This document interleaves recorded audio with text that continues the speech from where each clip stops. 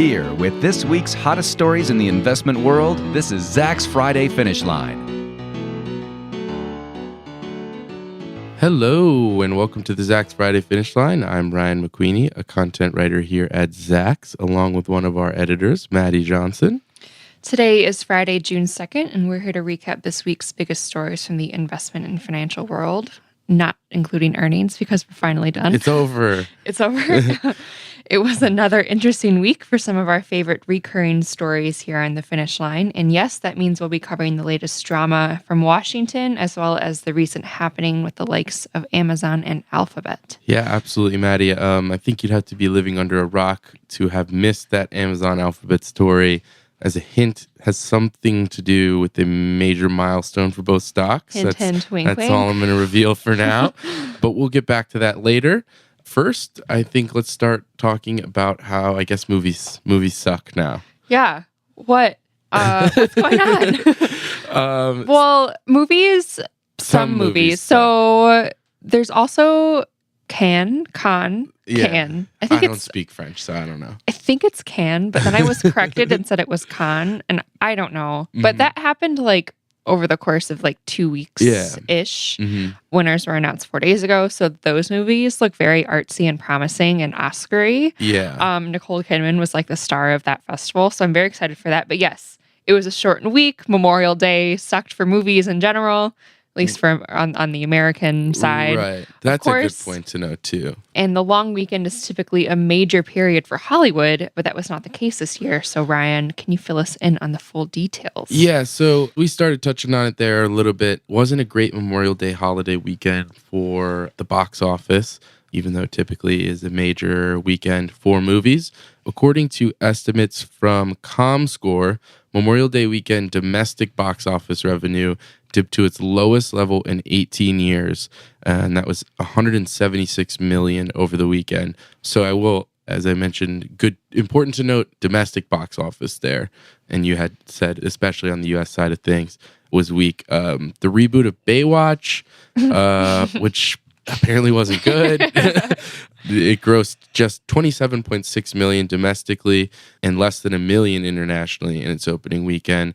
Big story there, obviously, is that it has Dwayne "The Rock" Johnson and Zac Efron in it, so it's it has two huge movie stars in it. Yes. The Rock is the biggest movie star in the world right now. Priyanka Chopra's in it, too. She's great. She's on Quantico. That show's definitely declined in quality, in my opinion, but she's fabulous. She needs to... She's gonna need a rebound. Huge Bollywood star. This wasn't a great movie, No. according to critics. I haven't seen it. And it was one of those like, wow, that's that bad. I'm not even gonna think twice about going to see it. Alien Covenant, which was the prior weekend's #1 debut, it dropped a whopping 71% week over week, which was a record second weekend drop for a major movie over the Memorial Day holiday weekend. So that's not a good one. Pirates of the Caribbean, Dead Men Tell No Tales, the 45th Pirates of the Caribbean movie. No, I think it actually is the 5th one, though. Yes. Grossed only $78.2 million in the U.S., but again, highlighting the U.S. performance there. The Pirates movies are still big hits internationally. Huge hits, yeah. It grabbed $326 million worldwide. So we saw coming into Tuesday when the markets opened, we saw some reaction to this over in the movie theater stocks world of things. AMC was down more than 5% on Tuesday. IMAX sunk about 4% on Tuesday. Those stocks have since recovered, and shares of other movie theater stocks like Regal Entertainment and Cinemark are actually now up on the week. Nevertheless, there seems to be even more trouble on the horizon for the movie industry. We are now firmly in summer blockbuster season, and it just doesn't look like we have any compelling ones. According to the Los Angeles Times, movie industry insiders project that ticket sales for the first weekend of May through Labor Day, so the summer movie window, will fall 5 to 10% year over year. Just to kind of give you an idea of the release schedule for the summer, just completely littered with sequels and reboots and rekindling franchises and things like that. You have Transformers: The Last Night, spelled with a K, so I believe Again, the 100th Transformers movie. That's like the 5th or 6th Transformers movie. Spider-Man Homecoming. I don't even know who Spider-Man is. I wasn't aware that there was another Spider-Man movie I just remember coming out. Tobey Maguire as the last Spider-Man I saw. You didn't see any of the Andrew Garfield Spider-Man? No, not interested. I thought that they were better than the Tobey ones. I'm not a big Tobey interested. Maguire fan unless he's in The Great Gatsby. I thought that movie was underrated. Moving on. War for the Planet of the Apes. I'm actually excited. I really like that franchise. It's really well executed. I also didn't know that was still happening either. I recently saw a commercial for that, and it's like, oh, they're still on that Planet Woody of the Apes. Harrelson. Yeah. Shaving his head in that weird scene. Anyways, it looks really good. There's also a Mummy remake coming out. Okay. Personal anecdote. I'm a huge fan of the Brendan Fraser Mummy movies. I watched them so many times when I was younger that I would like repeat the lines as they were happening on the screen. We need to bring Brendan loved Fraser them. back. Brendan Fraser, Rachel Weisz.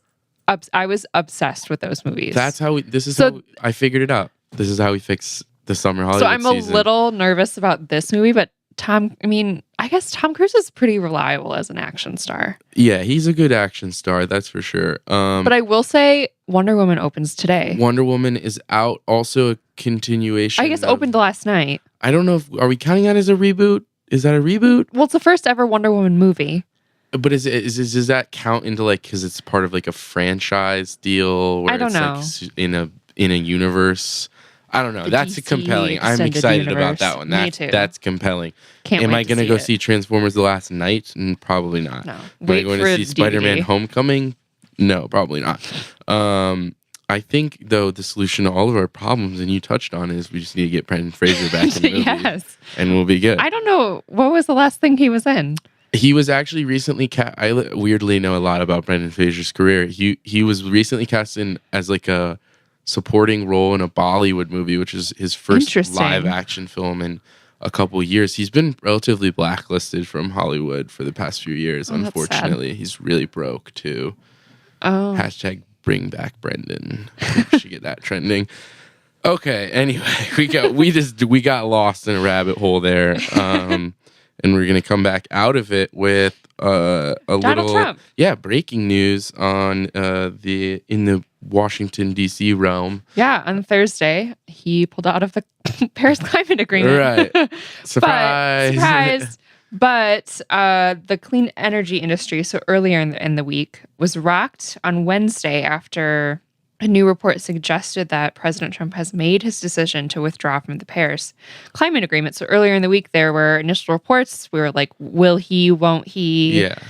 Maybe. Yeah. So word of the decision was first scooped by Axios, and according to sources, the administration is finalizing the details of the withdrawal through a small team that includes EPA Chief Scott Pruitt. President Trump made his official statement in the Rose Garden on Wednesday, and he said that, quote, in order to fulfill my solemn duty to protect America and its citizens, the United States will withdraw from the Paris Climate Accord but begin negotiations to re-enter either the Paris Accord or an entirely new transaction on terms that are fair to the United States, its businesses, its workers, its people, its taxpayers, end quote. Quote, we're getting out, he added, but we will start to negotiate and we will see if we can make a deal that's fair. If we can, that's great. If we can't, that's fine, end quote. So Trump has been mulling a withdrawal from the deal for some time now in a letter from 22 Senate Republicans, including Majority Leader Mitch McConnell, calling for a clean exit from the agreement, apparently cemented Trump's decision. The U.S. will join Nicaragua and Syria as the only countries not supporting the deal. Yes, even the likes of North Korea are signed on. Mm-hmm. Stocks across the energy industry, including some popular solar and coal stocks, dipped following the initial reports on Wednesday. Mm-hmm. So, yeah, I mean... it is, yeah. That seems like my reaction to every time we cover something coming out of this administration on the show is this. So, yeah, I mean, I don't know... As he kind of alluded to in that quote, it doesn't seem like the full details of the withdrawal have been worked out yet. Right. If we can, that's fine. If we can't, that's fine, was a kind of a summary of what he said. And I think it's safe to assume almost all Republicans supported this decision and no Democrats did. It's definitely a polarizing issue. Yeah. Interesting that 22 Senate Republicans signed that letter to the president. This was coming at a time where he just returned home from international trip, meeting some of the other world leaders that helped orchestrate the Paris deal, seemingly, or I would say we could assume was talking to those world leaders about the deal, urged to Well, it almost felt like he had changed his mind during the trip to stay in it. Yeah. There was like that sense that, maybe this whole thing is working. Yeah. Definitely interesting. I think while we're on the topic of the trip abroad, his most interesting conversation with climate change had to be with the Pope. And that is one I would wish to be a fly on the wall for. Oh, hands down. The Pope and Donald Trump talking environmental policy. That would be a wonderful time. But yeah, just interesting to see not only polarizing within our own country, but kind of that polarizing opinions that he received on it. I'm assuming the conversations that he had with the European leaders being much different than the tone of the letter the Senate Republicans from home sent him. Definitely, sure. Made it official on Thursday. It was a beautiful day at the Rose Garden. It looked stunning. Yeah, and maybe if the optics were great. Hopefully climate change doesn't have an effect on the flowers. The early June temperature in Washington, D.C., because those photo ops are going to be less beautiful for sure. Okay, so let's get to what we hinted at the beginning of the show. Amazon Alphabet, been in the news recently. If you didn't know, now you know. Both stocks this week and last week were nearing the quadruple digits, and I need my air horn for this. Amazon did it! Yay! Early Tuesday morning, I would say investors came out of the holiday weekend in a good mood. Yeah, it was like right away Tuesday. Yeah, they marched higher right in the morning and crossed the $1,000 threshold for the first time. Hit a peak of $1,001.20 on Tuesday morning. Excuse me. Did kind of lurch back down immediately afterwards. Amazon. It was almost like, oh, oops. Yeah. Okay, that was too high. Definitely one of those reactions. And things to note there. I mean, Amazon's been crushing it this year. Shares were heading into the week. Shares were up nearly 33% year to date. One of several big tech companies that has just been killing the market so far in 2017. On the other hand, Alphabet hit some resistance on the top. The company formerly known as Google hit a new peak of $999.60. Oh, so close. So close. This week, unable to hit the quadruple digit threshold. Nevertheless, the stock is a Zacks ranked number 2 buy right now. So things looking pretty solid for Alphabet's future.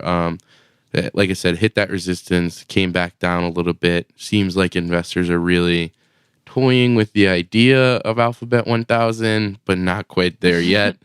So some of the we're gonna ask some of the questions that I think are lingering around people's minds. First of all, stock split.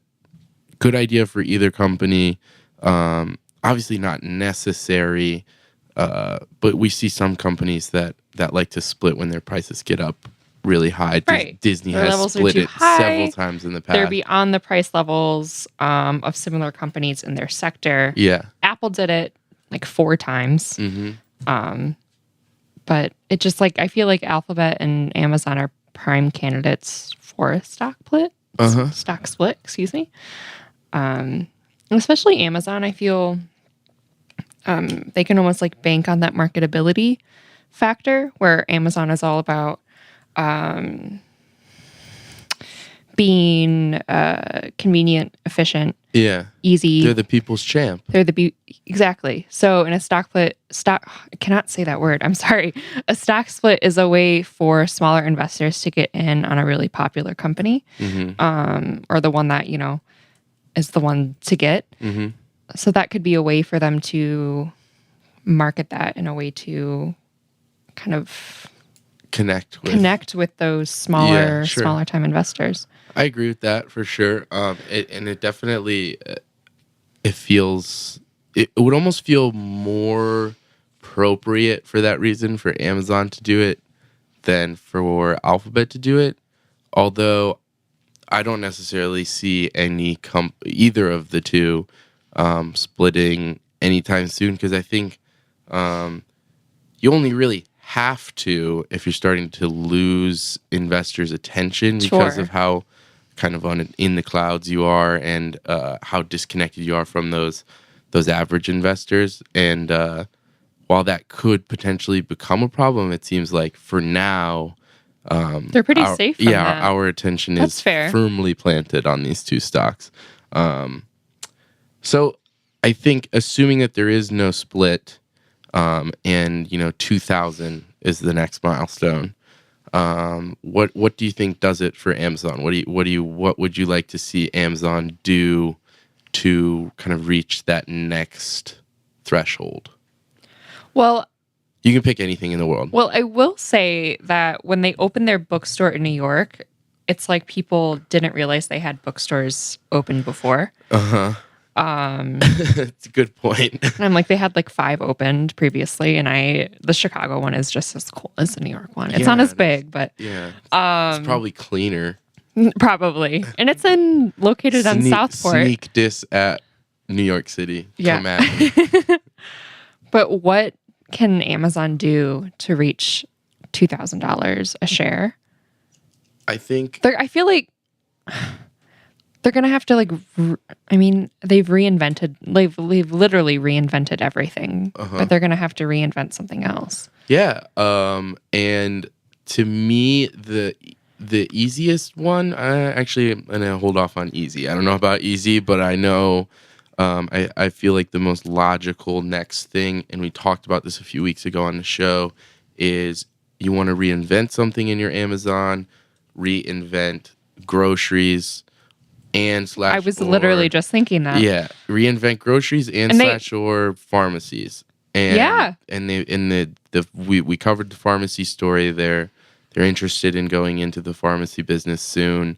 I think hired some advisors. Were hearing plans for how to get into that market. Right. That seems like it could be a next step in their kind of overall shopping they already dominance. Sell pharmaceutical drugs on the site, but not in the US. Okay. So US still a big market that's untapped. It's like weird. It's not part of it's not part of Prime. Like it's like there's a lot of unanswered questions there. Okay.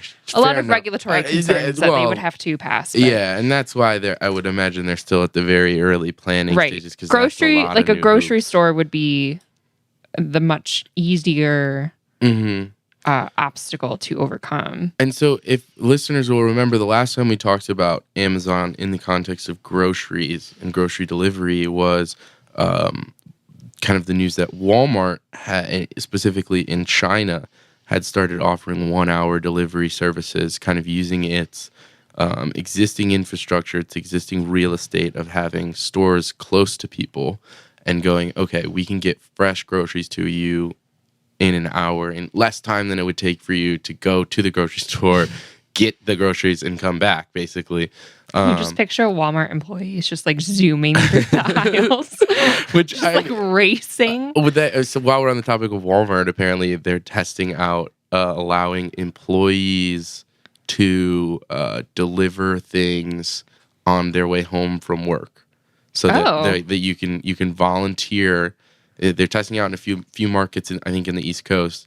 The employees can voluntarily register to take home certain goods as they're leaving work for same-day delivery. Anyway, same-day delivery is a big thing for Amazon. Obviously, Prime in a lot of markets offers a lot of different products as same-day delivery options. However, there is and they do have some grocery goods as well. The Amazon Fresh is certainly a thing, but it's definitely still not to that legitimate grocery delivery service. No. Which is a thing. It's out there. There are grocery delivery services for Hello, sure. Instacart. Instacart. Peapod. Yeah. I was gonna say there's a few There's of a them few like others. that. Those are the two I know. And that might be a regional thing as well. Those are the Chicago ones. I'm not sure what it goes on everywhere else. But that seems like something Amazon could get in and compete with. Obviously, the kind of roadblock there is, with a Walmart, for example, you can dominate it because you have all these stores that are close to people already.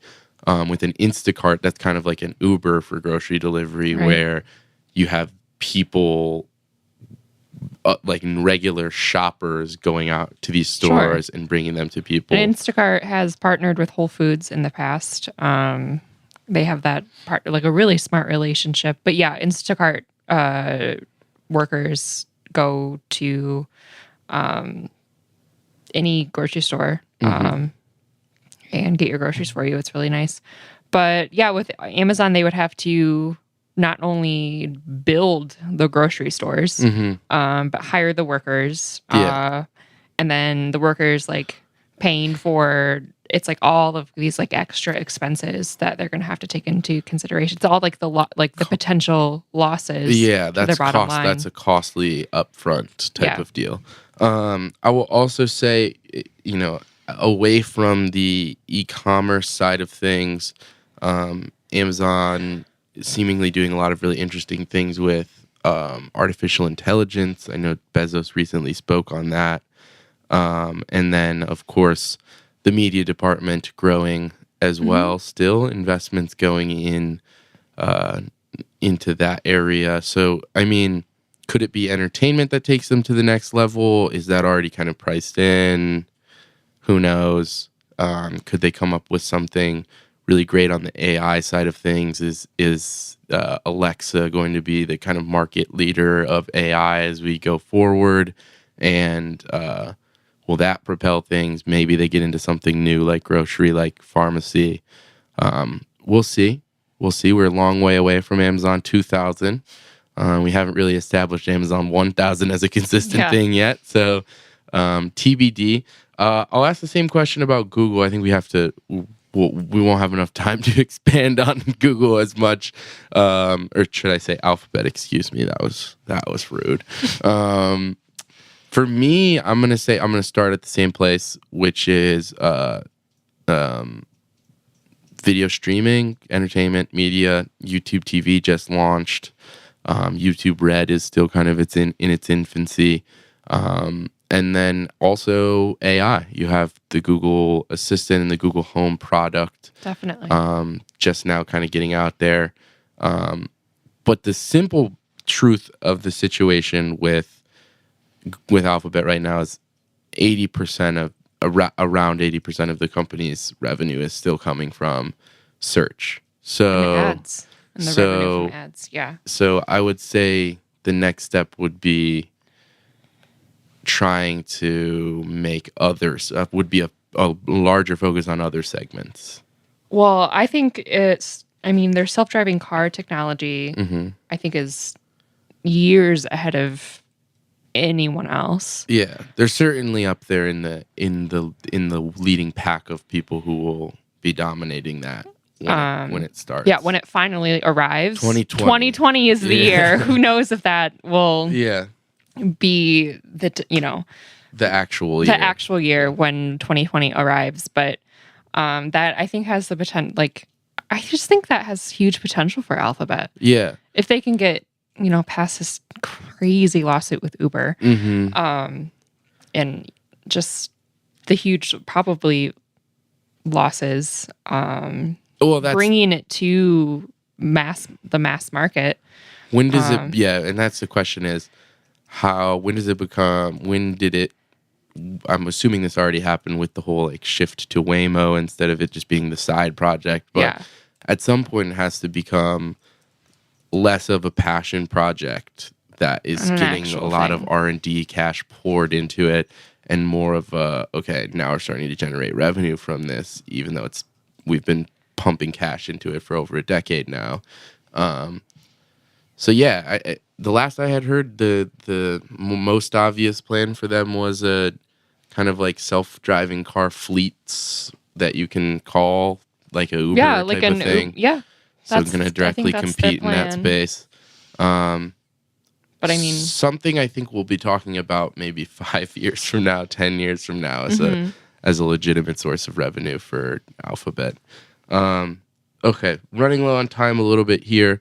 I touched on when we first started this segment, Amazon, Alphabet, just two of the large tech companies that have been dominating. Apple's had a great year thus far.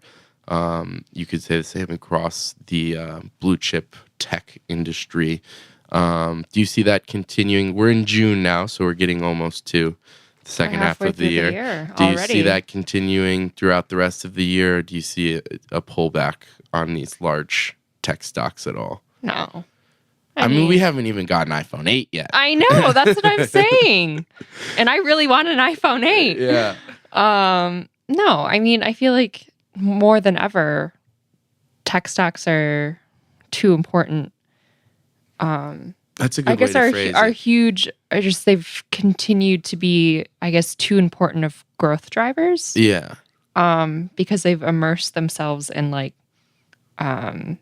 huge growth industries. Yeah, emerging markets. Clouds. We didn't even mention Amazon Web AI, Services. Big data, self-driving cars, even tech companies that aren't public. And like Airbnb and Spotify and Uber and like these huge tech IPOs that, you know, I feel like we're just going to be continuously talking about tech companies and tech stocks for the rest of this year. Yeah, definitely. And just that attention alone will I think if there's that amount of attention and this overwhelmingly bullish market at an overall standpoint continues, then that attention will turn into good things for share prices.